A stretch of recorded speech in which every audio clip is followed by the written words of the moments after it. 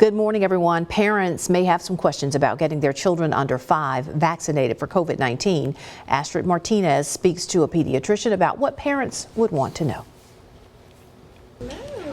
As the first COVID-19 shots go into the arms of the youngest Americans, many parents have questions about the vaccines. COVID vaccination can help with preventing severe illness, hospitalizations, and deaths in this young age group. A common question, why get younger children vaccinated for COVID-19 if the illness can be mild for them?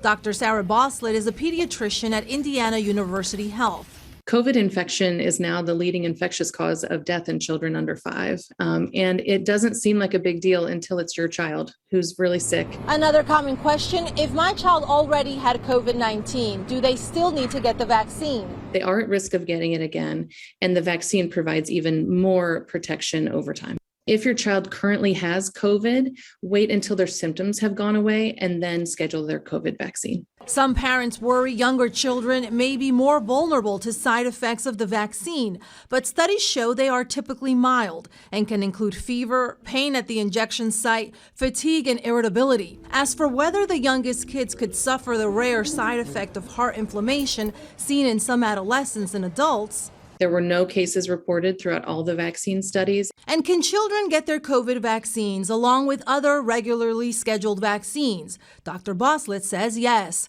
Astrid Martinez, CBS News, New York. Now, if your child is experiencing side effects after the vaccine, you can give some acetaminophen, that is, or ibuprofen, but doctors say it's not recommended to give over-the-counter pain relievers before vaccination to try to prevent side effects. All right, across the nation, there is a crisis facing nearly every nursing home. According to a recent study, 87% of providers are facing staffing shortages. The lack of staff has led to some unsafe conditions and fears of losing a vital safety net for the nation's elderly. Here's CBS's Mark Strausman. Jackie Rojas Sanchez is a CNA, hey, Ms. Dean, a certified nursing assistant, and the face of a staffing crisis that her boss, Amber McIntosh, knows all too well. I think COVID took it to a different level. Without CNAs, nursing homes really can't function. Oh, absolutely not. They're the backbone. you want some? Sanchez looks after 8 residents each shift at Abernathy Laurels, a nonprofit outside Charlotte.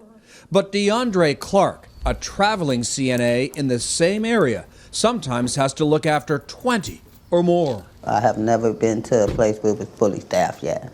What's the impact on care? It's really bad. They be hollering. Some of them then fell out the bed. You go in their room and they on the floor. Last January, North Carolina sanctioned this nursing home after 2 deaths there. 1 nurse and 2 CNAs cared for 98 people. In a recent survey of nursing home operators, 98% report having trouble hiring. 60% say they're losing money. Nearly 3 in 4 say staffing issues could force them to close. The status quo is unsustainable for workers in this industry, for the residents that are cared for, and for the best employers. To recruit more CNAs like Rojas Sanchez, Abernathy Laurels raised pay to $16 an hour and started paying to train and certify new CNAs. It's a measure of how much the world had changed. That's right. And it was an investment. Most nursing homes remain understaffed, some dangerously so. It's just a form of neglect, and I don't want to be part of that. Part of an industry where too often help just isn't there. Do you miss it? Mark Strausman, CBS News, Newton, North Carolina. The month of June is devoted to encouraging the men in your life to take care of their bodies. This is Men's Health Month, and healthcare professionals say it's a good time to remind men about the importance of health and their overall wellness. Victoria Bailey talks to some experts about day-to-day health choices. We don't like to go to the doctor at all. We men do. We don't like to think that we need to have anything fixed on us. June is designated Men's Health Month. This month, health and wellness professionals are encouraging the guys to incorporate healthy living. Big proponent of multivitamins. It can be just a generic multivitamin. There's men's and women's. You can get a specific one or a generic one, doesn't matter. And what we encourage is the same time every day, get in a routine. I take my vitamins at night, right? When I brush my teeth, it's just habit every night. Beth Jeffers is the owner of Fitness Factor, and she says another important component is exercise. You can enjoy yourself. You can add some walking to the routine where it's not too hard. Start off slow. Just do it 2 to 3 times a week. And the experts say you don't even have to do all of this to maintain a healthy lifestyle. And if people would just start moving a little bit more in day-to-day activity, park further away from the store, get up from their desk. I know it's hard to get up if you're working on a project, but get up, make yourself walk around the office some, and just keep moving in general. But local pharmacist Dr. Hank Norwood says the most important part to men's health is ounce prevention is worth a pound of cure. If we can prevent things from happening by test, then we're have so much better success in the long run. Colonoscopies save lives, prostate screens save lives, cholesterol screening save lives, all those checking on your blood pressure save lives, so the results are there. In Columbus, for WCBI News, I'm Victoria Bailey. And according to the Mississippi Department of Health, heart disease is the leading cause of death in men. You can get more information on men's health on our website, WCBI.com. Coming up, an animal sanctuary in California is teaching teenagers some valuable life lessons. We'll have that story when Mid-Morning returns. Welcome back, everyone. Now to a remarkable story about the healing power of wolves and wolf dogs. That's a hybrid animal with the genes of both. In Southern California, a unique wild animal sanctuary gives at-risk teenagers a chance to work with these rescued wolves. The goal is to help the young people learn some valuable life lessons about forgiveness, acceptance, and trust. Jonathan Vigliotti saw the impact of the wolf therapy firsthand.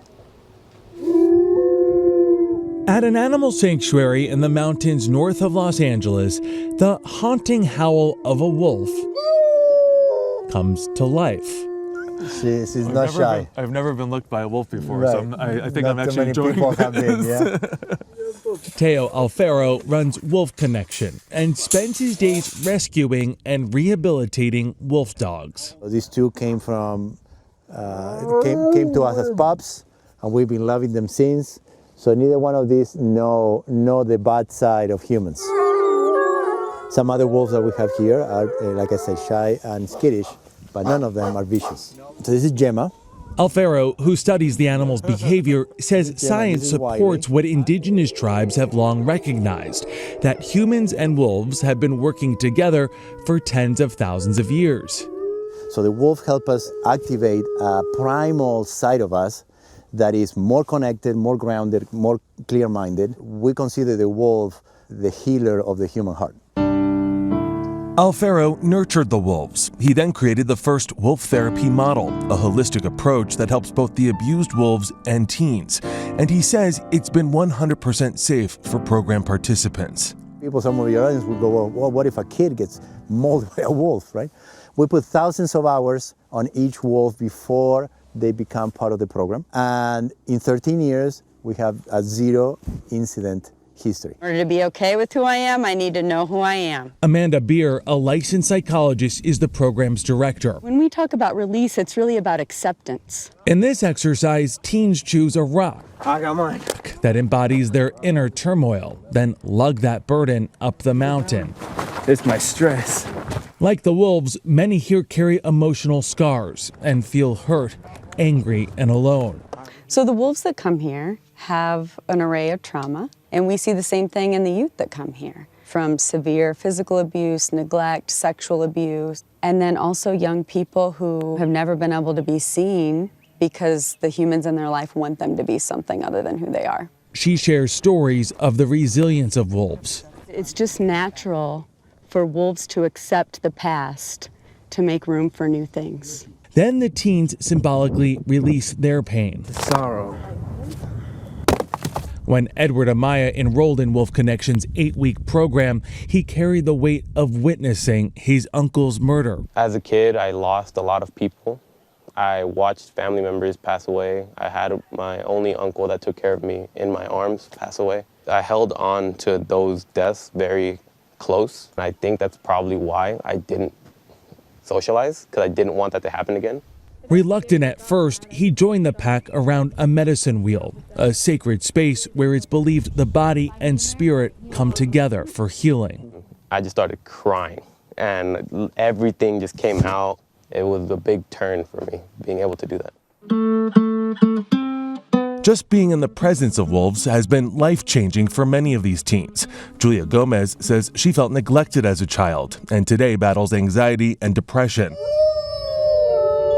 But the poise and power of this wolf, Annie, inspired her to push on. Even though she was missing one of her limbs, she was still a warrior, and which really connected to me. She gave me the courage to keep persevering.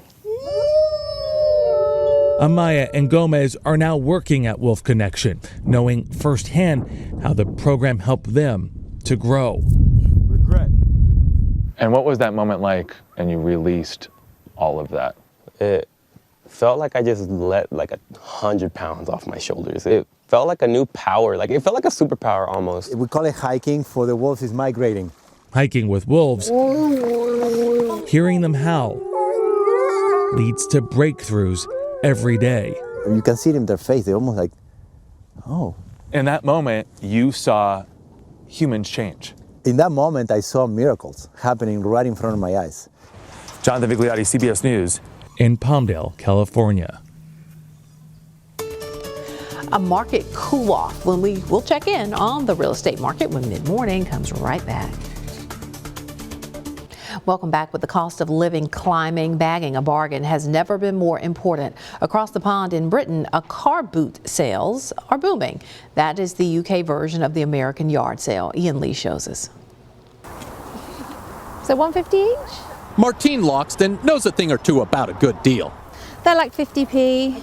The British mother of two has been hawking her wares for years. Probably do maybe three or four a year, depending on how much junk we want to get rid of. Sellers roll into a giant field at the crack of dawn just outside London. Their trunks, or boots as Brits call them, stuffed with unwanted stuff. So this is a car boot sale. Thank you. And I've got just some normal pillowcases. One's shaped like a unicorn. Like in the US, people here in Britain are looking to ease the squeeze of inflation. There's a lot of stuff. You can find everything here. So it's very nice and cheap. What brought you out to the car boot sale today? The kids, secondhand toys. Cheap and cheerful. Martine says cheap and cheerful is the name of the game. Whether it be, 10p or £2, it doesn't matter. In American money, that means booting a bargain for less than a dime. I mean, some of the stuff I sell of my daughter's, she's only worn it a couple of times. Her daughter is 7-year-old Harriet. This toy is my favourite because it can do these really cool tricks and it can also bark. The love for car booting runs in the family. There we are then, that's £2. Martine's mother, Sue, is set up next door. Drive a hard bargain? No, I don't. But don't buy that innocent smile. Out here, every penny, or in this case, pence, counts. Ian Lee, CBS News, Surrey, England. Some car boot sales in Britain run throughout the year, even in the rain, in parking lots, farm fields, and even in churchyards. All right, first-time home buyers have been priced out and sidelined for several years, but finally some possible signs that the market may be cooling off. Mortgage rates rising and real estate companies issuing layoffs. But what does it mean for first-time home buyers? Jen Sullivan has more. Several signs showing a possible real estate cooldown just as the market enters its hottest, busiest summer season. This is when the largest majority of buyers are looking to buy, and in the real estate market, buyers drive the market. The buying frenzy for those few available homes could soon be declining. According to Freddie Mac, mortgage rates increased by more than 0.5 percentage point last week, the biggest one-week jump since 1987. The 30-year fixed-rate mortgage jumped to nearly 5.8% in the week ending June 16th. For comparison, rates were under 3% the same time last year. That makes homes even more expensive for those who need to take out a loan to buy, and that could lower demand. The question on everybody's mind is, will these interest rate hikes slow the market down so much that prices drop? And unfortunately, the only way that that would happen is if it pushed enough buyers out of the market that the demand for the existing supply decreased. And that's not what we're seeing. The average mortgage rate increase follows last week's Fed interest rate hike and major layoffs at 2 U.S. real estate companies. Redfin is cutting 8% of its staff as its stock is down 80% this year. And Compass laying off 10% of its staff, citing clear signals of slowing economic growth. So what does this all mean for first-time homebuyers? Even though we've seen a rate hike, it's going to get even worse. So if you're waiting to buy real estate because you think it's unaffordable, it might become even more unaffordable as they continue to raise rates. For today's Consumer Watch, I'm Jen Sullivan. Now, another indication that the hot housing market could be cooling off. New government data shows that new residential construction and the number of permits issued for home building both fell in May. And according to the Mortgage Bankers Association, applications to purchase new homes in May fell 4% from April and 5% from just a year ago. All right, look at this. It's called Original Glazed Soft Serve Ice Cream, a new addition to Krispy Kreme's lineup. It's made with whole milk and some of the same secret ingredients as the donuts themselves. You can eat it straight up in a cup or ask for the sweet treat in a cone or as a milkshake. If you're feeling really indulgent, there are a variety of toppings to choose from, like dehydrated glazed donuts. You can order up the ice cream in a few stores for now, then it will roll out to the rest of them. So there you go, ice cream with your donuts. Coming up, a rare find with quite a story behind it. More on a statue that showed up in a thrift store when Mid-Morning returns. You can find just about anything at a thrift store, from books and clothing to one-of-a-kind furniture. Well, a Texas woman was shocked to learn that a statue she bought in 2018 has a 2,000-year-old story behind it. Omar Villafranca decided to wrap his head around this marble mystery. Shopping at this Goodwill boutique in Austin, Texas is like sifting for gold. It's like luck, I feel like. You have to look. Between the gently used dresses and the kitchenware, I am looking for whatever catches my eye and whatever works on any given day. there are deeply discounted secondhand treasures to be found. I found older lithographs and silver dishes. When antiques dealer Laura Young goes thrifting, she keeps her head on a swivel. I'm looking for anything, first of all, that I love and anything that I think you will love for your home. Laura Young was roaming around these aisles looking for household treasures when she saw something sitting on a lower shelf that caught her eye. You had a hunch that it was something. Oh, yes. Young was mesmerized. The details in the hair, the brooding look on the man's face. There's a lifelikeness to the face. But was this a masterwork of art or some relic of a college toga party? Young had to find out. You try to pick it up, it weighs a lot, definitely solid marble. The price is right, $34.99. When you flip over and you see that it's $34.99. Yeah, no questions, immediately find a guy to pick it up. Sold. Yes. So I paid for it as quickly as humanly possible and had the same guy carry it out to the car for me. And I strapped him into the front seat of the car with a seat belt. With the bust belted into her car, she went home and started reaching out to experts. She sent pictures to academics and auction houses, trying to find out more about the stranger now sitting in her living room. A couple of days later, I hear from Sotheby's auction house, and one of their specialists had actually identified the head as previously being part of the German-owned or Bavarian-owned state antiquities collection. It's like a movie or something. The backstory of this head is nuts. Experts say the $35 Roman bust sitting in her home was a priceless piece of stolen art. The statue dates back to the late 1st century BC to the early 1st century AD and was part of the collection of King Ludwig I of Bavaria in Aschaffenburg, Germany. This picture was used to identify the bust and shows the museum where the statue once stood. Lindley McAlpine is a Roman art and provenance specialist at the San Antonio Museum of Art. You hear stories sometimes of people finding an old copy of the Constitution behind another piece of art. Mm-hmm. Do they ever find ancient Roman busts at a Goodwill? I've never heard of any antiquities, any ancient Roman, Greek, Egyptian, anything like that coming from a thrift store. Certainly not something as huge and obviously old as this. But how the sculpture ended up in Texas remains a mystery. Experts believe an American soldier might have smuggled the bust back to the States after the King's Villa in Germany was bombed by Allied forces during World War II. It couldn't be sold legitimately because it was known to have been stolen. And there are all sorts of war-related laws, like the Geneva Convention. Okay. So war looting is a crime, is a war crime. And when you find something like this, you're not going to be able to sell it on the legitimate art market. It never occurred to me that he could have arrived here by nefarious means. That being said, this is my first, piece of looted art that I've purchased.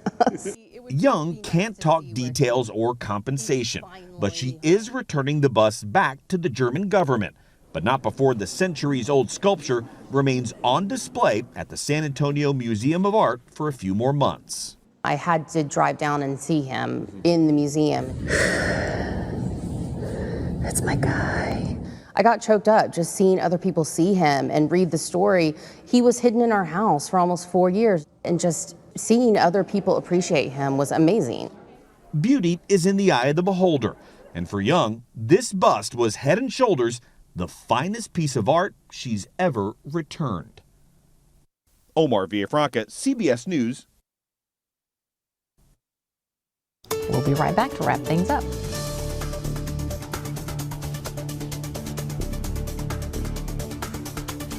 All right, be sure you stay connected with us. We're on Facebook, Twitter, and Instagram. We'll see you back here next time.